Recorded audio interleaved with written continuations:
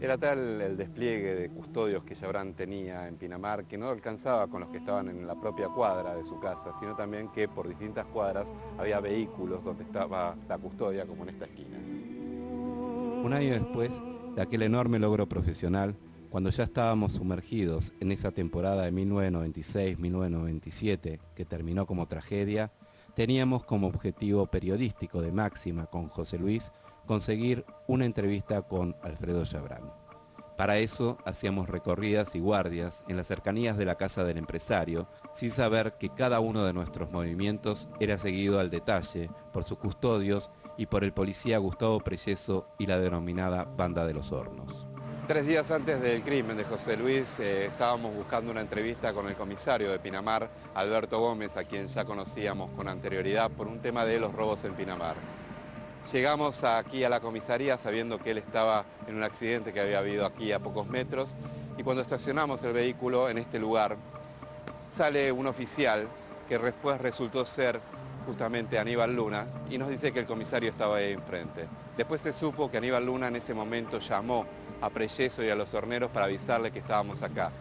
Ellos, que nos venían siguiendo pero nos habían perdido, vinieron. Luna les mostró quiénes éramos, intentaron seguirnos, pero no pudieron.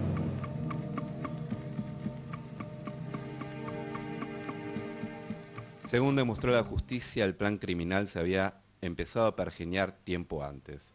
En noviembre de 1996, el policía Gustavo Preyeso le pidió a su mujer, también policía, los antecedentes de José Luis Cabezas. Preyeso conocía a Chabrán desde hacía un par de años y estaba muy tentado por estar cerca de ese poder.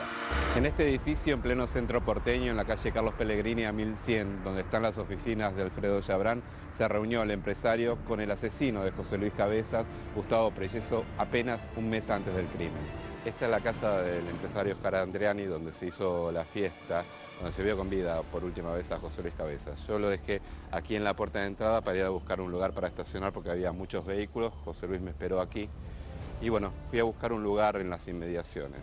Vale decir que la fiesta de Oscar Andreani era uno de los eventos más importantes de Pinamar, por eso había mucha presencia de periodistas.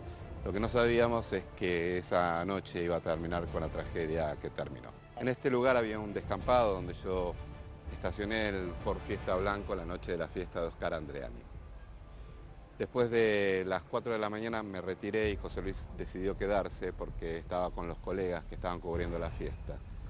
Lo que no se sabía es que en los alrededores de la casa, que estaba llena de vehículos, había un auto en particular donde estaban varios de los asesinos. Una vecina alertó de la presencia de estos asesinos en un auto a la custodia de Oscar Andreani. Y fue justamente la custodia de Oscar Andreani la que llamó a la comisaría de Pinamar avisando de estos movimientos sospechosos. Sin embargo, la policía nunca vino. ¿Por qué? Porque había zona liberada. Después de salir de la fiesta de Oscar Andreani esa madrugada del 25 de enero, José Luis Cabezas llegó aquí a su casa, en la calle de Rivadavia de Pinamar. Desde las sombras de este descampado salieron los asesinos de José Luis. Lo tomaron del cuello y lo metieron dentro del propio Ford Fiesta, seguidos por el Fiat Uno, donde iba Preyeso y otros 2 horneros. El momento del secuestro fue visto también por unos trabajadores de una panadería en la esquina de la casa de José Luis Cabezas. Ellos declararon cómo a José Luis Cabezas lo metieron a los golpes en el Ford Fiesta Blanco.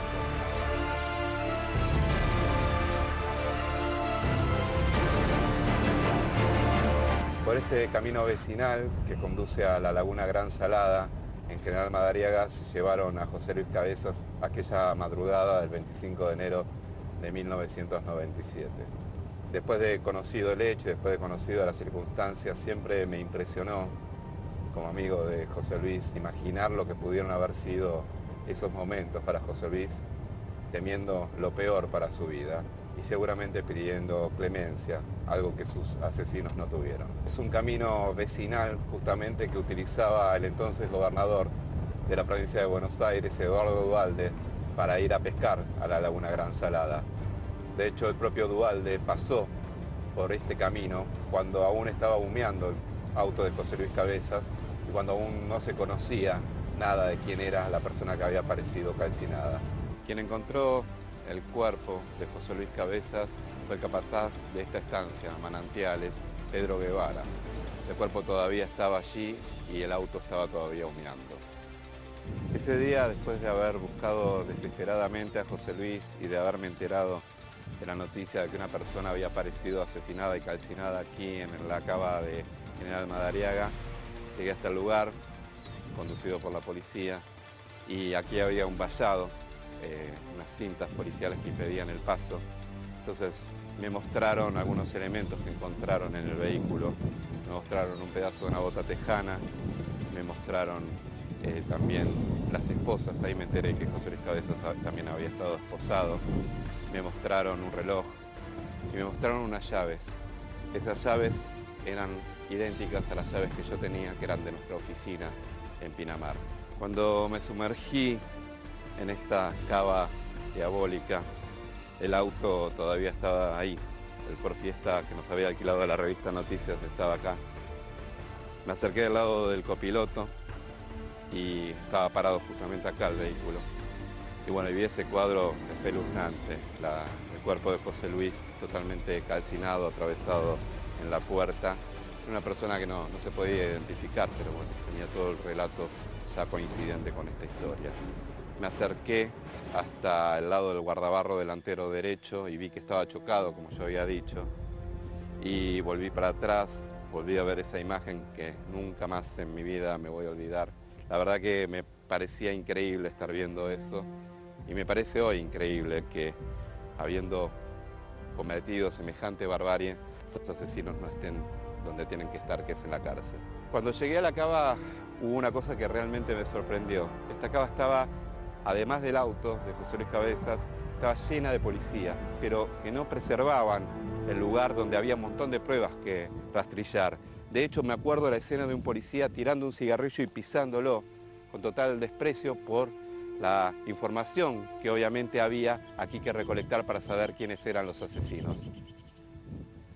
Según el relato que hacen los horneros y que se ve también en la reconstrucción del crimen, quienes descienden a la cava en el momento del asesinato son el hornero Horacio Braga y el policía Gustavo Preyeso, que era quien mandaba a todo el grupo.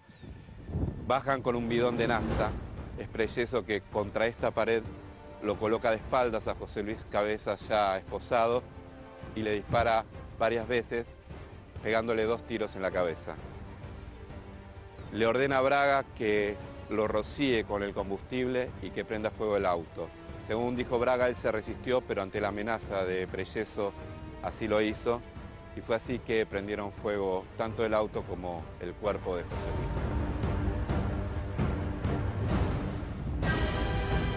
La cámara de José Luis Cabezas fue hallada meses después aquí en el Canal 1 por un equipo de buzos especializados. Estaba casi destruida porque los horneros así lo hicieron desde que abandonaron el lugar del crimen. Quedaba el cuerpo de la cámara con los stickers que le habían pegado los hijos de José Luis.